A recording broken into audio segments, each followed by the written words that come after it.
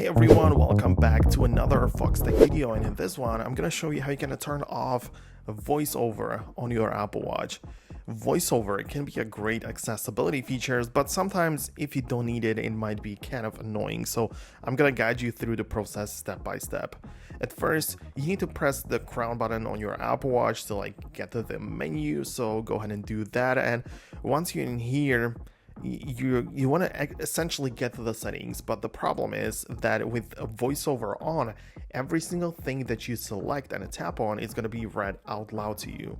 And scrolling is also kind of difficult. So for scrolling, you can use the digital crown or use two fingers instead of one.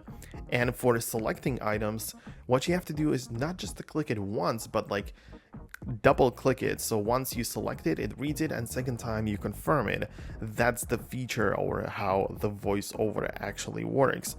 So yeah, when you're in here, look for the settings icon and tap on it. It looks like a gear, the settings, the regular stuff, and in this menu I want you to scroll down and find the option for accessibility. When you tap on accessibility, you open up these settings, and these are of course designed to get more people to use the watch more comfortably, but you should be able to see the option for voiceover. So tap on it, and there is going to be a toggle which you're supposed to disable in case you want to turn it off. Again, everything has to be double tapped with the voiceover feature enabled. Is just how it works.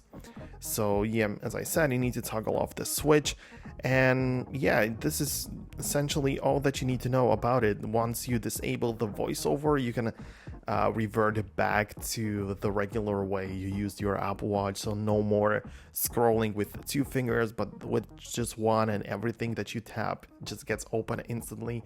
So yeah, I hope that you managed to disable voiceover on your Apple Watch in case you had this problem. I really do hope that you found this helpful. If you did, make sure you go ahead and hit the thumbs up on this video, but don't forget to subscribe to Foxtecc as well so you don't miss future tutorials and videos like this one. Thanks a lot for watching. See you guys later.